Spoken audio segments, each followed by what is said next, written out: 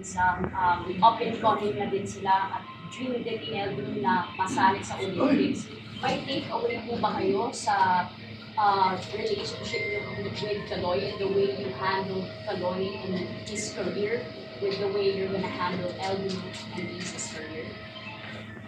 Magkaiba, no? Kasi si Eldo kasi, hindi ko kasi siya nakikitaan ng pagsuko. Hindi ko siya nakikitaan na, although nahihirapan, pero umiiyak, pero ginagawa niya lahat ng mga bagay na dapat niyang gawin. Si Eldo is very responsible when it comes to training. Kahit sobrang puyat siya, gigising siya ng maaga para lang mag-training. So yun yung parang pinaka-priority niya. Yun ang priority niya is gymnastics talaga.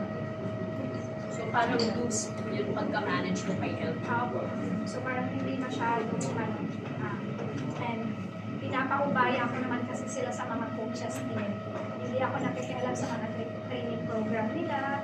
So hindi ako nakikialam sa mga ginagawa ng mga coach. Hindi ako nag-question sa mga coach. So hinahayaan akong gawin nila yung trabaho nila. Mrs. Yulo, plano niyo po bang manood sa Paris o ni Mr. Yulo na mapanood ang anak ninyo? O may lumapit po ba sa inyo para tulungan kayo mapanood ang inyong anak? Yung husband ko po, nagsabi siya kay Kaloy na gusto niya na makapanood ng laro niya sa Paris Olympics po. So, yun, yung pinaabot niya na yung kanyang, na gusto niya makita in action yung anak niya sa Paris.